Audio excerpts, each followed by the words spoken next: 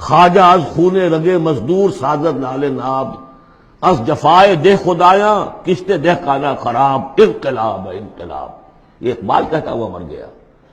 سرمایہ دار نے مزدور کے رگوں سے سرخ خون کشید کر کے شراب بنائی ہے جسے وہ شام کو بیٹھ کر پیتا ہے، اور زمیندار اور جاگیردار وہ کسانوں کی جو محنت کا اور خون پسینے کی کمائیوں سے عیش کرتا۔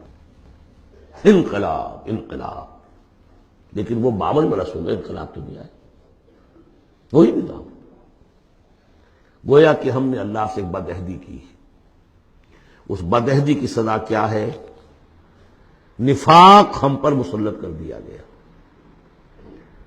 سورہ توبہ کی 3 آیات منافقین کی خاص قسم بیان فرمائی، وَمِنْهُمْ مَنْ عَاهَدَ اللَّهَ، جنہوں نے اللہ سے عہد کیا تھا، لَئِنْ آتَانَا مِنْ فَضْلِهِ، اگر اللہ ہمیں فضل سے نواز دے گا، غنی کر دے گا، لَنَصَّدَّقَنَّ وَلَنَكُونَنَّ مِنَ الصَّالِحِينَ، خوب صدقہ خیرات کریں گے، بالکل نیک ہو جائیں گے۔ لیکن جب اللہ تعالیٰ نے انہیں نواز دیا تو کیا کیا؟ بخلوا بہی، پھر انہوں نے بخل سے کام لیا، وتولوا، پھر موڑ لی، وہم موردون، اعراض کیا۔ نتیجہ کیا نکلا؟ فعاقبہم نفاقا فی قلوبہم، اللہ نے ان کے دلوں میں نفاق ڈال دیا۔ اور نفاق وہ بیماری ہے، قرآن میں کہا گیا ہے ان المنافقین فی الدرک الاسفل من النار، جہنم کے سب سے نچلے طبقے میں، وہی جو اشد العذاب، یوم القیامت یردون الی اشد العذاب، اگر پورے دین پر کاربند نہیں ہوگے تو قیامت کے دن شدید ترین عذاب میں جھونکے جاؤ گے۔ ان المنافقین فی الدرک الاسفل من النار، اور منافقین کے بارے میں ہم نے سورہ توبہ میں بھی آیت پڑھ لی، سورہ منافقون میں بھی پڑھ لی۔ ان کے لیے اے نبی آپ 70 مرتبہ بھی استغفار کریں گے تو میں معاف نہیں کروں گا۔ استغفر لهم او لا تستغفر لهم ان تستغفر لهم 70 مرة لن يغفر اللہ۔ اس نفاق کی 3 شکلیں ہیں۔ نفاق باہمی، وہ ایک قوم ایک نہیں رہی، اب ڈھونڈ اب اس کو چراغ رخ زیبا لے کر اب وہ قومیتوں میں تحلیل ہوگی، عصبیتیں، ایتھنک، لنگوسٹک، پروونشل، قوم کہاں ہے؟ تحلیل۔ نفاق باہمی، ایک نفاق کردار، جو حضور نے فرمایا کہ 3 نشانیاں ہیں منافق کی، اگر تینوں چیزیں ہوں تو وہ کٹر منافق ہے، خواہ نماز پڑھتا ہو، روزہ رکھتا ہو اور اپنے آپ کو مسلمان سمجھتا ہو۔ بخاری کی اور مسلم کی روایت ہے، جب بولے جھوٹ بولے، جب وعدہ کرے خلاف ورزی کرے، اور جب کہیں امین بنا دیا جائے تو خیانت کرے۔ اپنے معاشرے کو دیکھ لیجئے، میں تو یہ سمجھتا ہوں کہ جو جتنا بڑا ہے یہاں اتنا ہی بڑا جھوٹا، اتنا ہی بڑا وعدہ خلاف اور اتنا ہی بڑا خائن ہے۔ اب تو اربوں کے معاملے ہوتے ہیں، وہ خیانت جو ہے وہ کچھ سینکڑوں ہزاروں کی اب نہیں ہے، ملین اور بلین کا معاملہ، اللہ ماشاء اللہ، سوائے اس کے لیے جو اللہ تعالیٰ نے کوئی، لیکن یہ کہ وہ ایکسیپشنز ہیں۔ اور تیسری سب سے بڑی منافقت اس وقت ہے ہمارے دستور کی منافقت۔ قرارداد مقاصد میں اللہ کی حاکمیت بھی ہے، اور اسی قرارداد مقاصد میں غیر اسلامی چیزیں بھی ہیں، اسی دستور کے اندر یہ دفعہ بھی موجود ہے۔ کوئی قانون سازی یہاں کتاب و سنت کے منافی نہیں کی جا سکتی، لیکن آپریٹو نہیں ہے۔ آپریٹو اس انداز میں ہوگی کہ آئیڈیالوجی کونسل بنا رکھی ہے، وہ دیکھتی رہے گی اور ہر سال رپورٹیں پیش کرتی رہے گی۔ رپورٹوں کا کیا حشر ہوگا، ان کی امپلیمنٹیشن گارنٹیڈ ہے یا نہیں، کوئی ذکر نہیں۔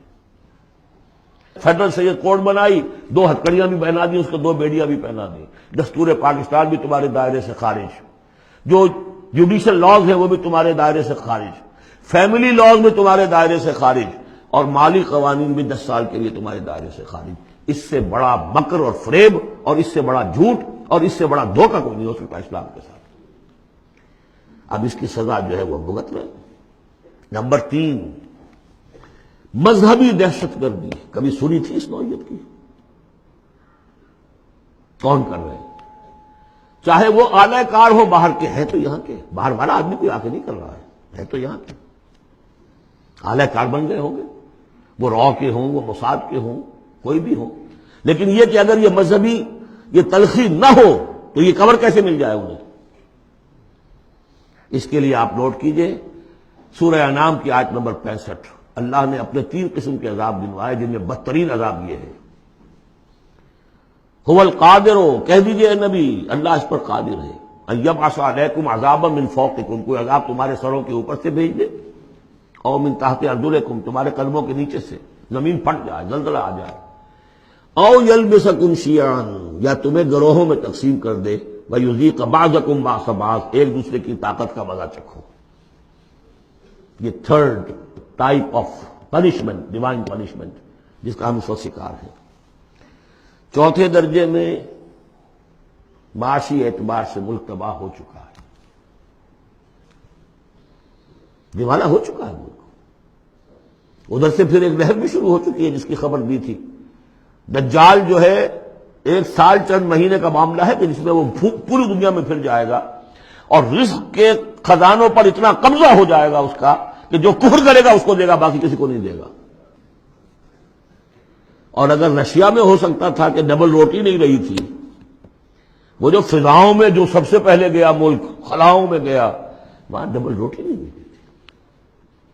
وہاں ایک بوڑھی عورت کا فوٹو میں نے دیکھا تھا، شدید ترین سردی میں اپنا پل اوور دے رہی ہے ایک مچھلی لینے کی۔ یہ حال ہوا اس ملک کا۔ ہمارا جو حال ہوگا اس کو اچھی طرح سمجھ لیجئے۔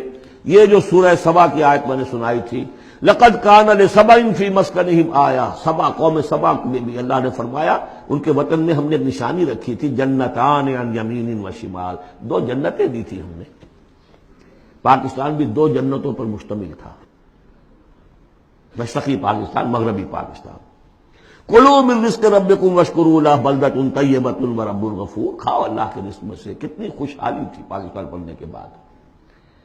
ہندوستان جیسے کوئی شخص داخل ہوتا تھا پاکستان سے، وہ کہتا تھا کہ ہم کسی بڑے ترقی یافتہ ملک سے اور بڑے کسی دقیانوسی ملک میں داخل ہو گئے، اور وہاں سے جو آتا تھا وہ سمجھتا تھا کہ ہم کسی ویسٹرن ملک میں آ گئے۔ کتنی خوشحالی تھی۔ کلوا من رزق ربکم بلدۃ طیبۃ ورب غفور فاعرضوا، جب اعراض کیا تو پھر کیا ہوا؟ پھر جو عذاب ہم نے بھیجا ہے، ہم نے ان کے دونوں باغوں کی جگہ پر بس کو ان کے لیے دو جنگل پیدا باقی رہ گئے، جن میں کوئی پیلو، کوئی اور ڈیلے، کوئی کسیلی سے کچھ چیزیں پیدا ہو گئی، زیادہ سے زیادہ بیر۔ اللہ اللہ خیر صلی اللہ۔